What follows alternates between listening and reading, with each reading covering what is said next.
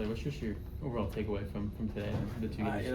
Obviously a loss is not something you want to be talking about, but I thought those two guys for Princeton were outstanding. I thought they pounded the zone 3 pitches and kept us off balance. We're going to have to learn we're going to see that again. We got to learn how to attack that a little better and figure out ways to score. But I thought Coop was sensational in game 2, and as Duden was in game 1, and Ryder Greeno first time out, Truett Manuel. I thought they were outstanding, and so a lot of positives to take from today. Game 1 played a lot of small ball, and it led to a lot of runs and a big inning. And the second game, we kind of just tried to hit our way out of getting some runs. And if we can learn from this and figure out ways when we're going to face some good pitchers with our conference schedule and non-conference schedule. We're going to face guys like this today. You got to find ways to execute and put men on base. But a lot of more positives today than negatives. The negative is we lost the game. The positives, we played hard. Right there at the end, Ty with a great at bat in the 9th inning, and we just. So anyway, a lot more positives than negatives.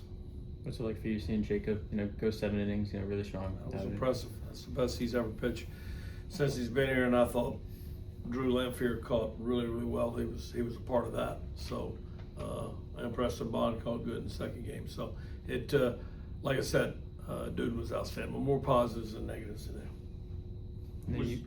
Was there any difference in the approach at the plate from game 1 to game 2? I don't think so. I think it was, I thought they got a great pitches there. First of all, they're well coached. This guy's been around forever. Scott Bradley, he and I have known each other forever.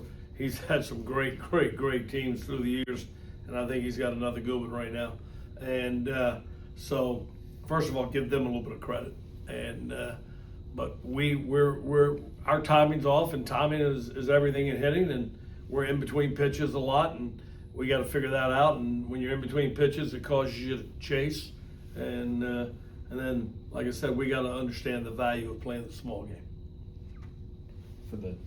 From a hitting standpoint, is there some value in the second game? Facing some high-level pitchers early in the season as you're still kind of getting into the flow of things. Well, yeah, like I said, we're gonna face guys like this the rest of the year, and you got to figure out ways to score runs. And you're not always going to keep them at bay as Coop and Duden did today.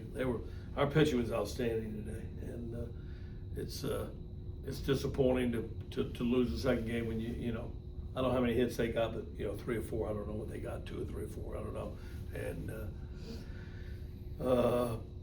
it's just it's frustrating to get a loss. But if we grow from this, I think you learn a lot. You have the ability to learn a lot more from losses than players today ever do from wins. And so if we learn from this and figure out ways to come out on the other side when days like that second game are happening, then it'll be of value down the road if we can learn from this. But that's what you hope happens when you get a loss like that, because you have the ability to learn from losses a lot more than you do from wins. You obviously believed in Jacob, before the season, putting him in the starting rotation. Those first 2 outings, how much does that, excite you, seeing him actually go out there and do it? It's just how hard he's worked. I'm just so proud of him because, he's been so valuable to us in the back end of the rotation for a team that went to Omaha and went to a final of a regional last year at Auburn, and his value has been incredible. And then to become a starting pitcher, the discipline, the work ethic that he has shown is so awesome for a coach to see good things happen to people that put that kind of work in. Is the second start, after his first one, is the second one harder kind of for him to kind of get a routine down of, from one weekend to the next, or is that, what have you? That's just something he and Coach Christ are working on constantly, and they do a great job of that, and obviously he was well prepared. Anything else, guys? Thank y'all. Y'all have a great Sunday. Thank you. Thanks.